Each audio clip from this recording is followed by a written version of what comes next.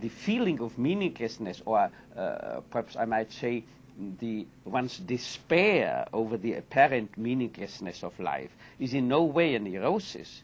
You see, questing for a meaning to life, even more questioning, doubting that there is such a meaning available, is rather a human achievement than a neurotic symptom. No animal will ever raise the question whether or not its existence has a meaning, but man does, and even more, it's a privilege, it's a prerogative of youth, boldly dare and venture to challenge that there is a meaning to life rather than taking it for granted. In other words, it's an intellectual honesty and sincerity, but no neurotic disease.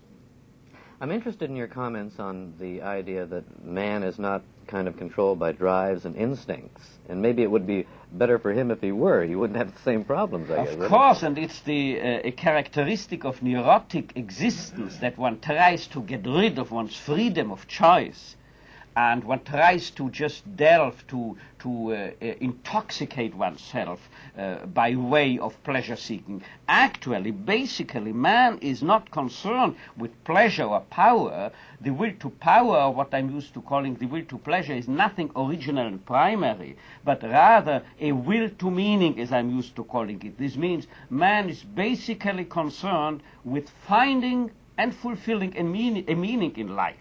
And if this search for meaning is frustrated, the noogenic neurosis, the feeling of meaninglessness, results. How would this apply, for example, to the increasing violence that we see today? You see, when there is a feeling of meaninglessness, people do meaningless things. They resort to crime, to violence, because the will to power, exaggerated, you see, lived out, without restraint, in violence, the will to power as well as the will to pleasure are substitutes for the frustrated will to meaning. The will to meaning, one's search for meaning, is the original concern. And only a man who has been frustrated in this basic will to meaning then resorts either to power seeking or to pleasure seeking.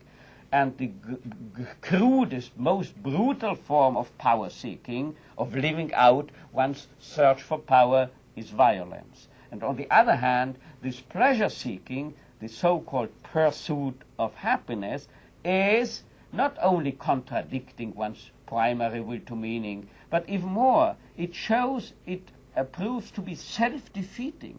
It is the very pursuit of pleasure, of happiness, that thwarts happiness, because happiness occurs as a byproduct, as a side effect of finding and fulfilling a meaning, or loving another being, another human being.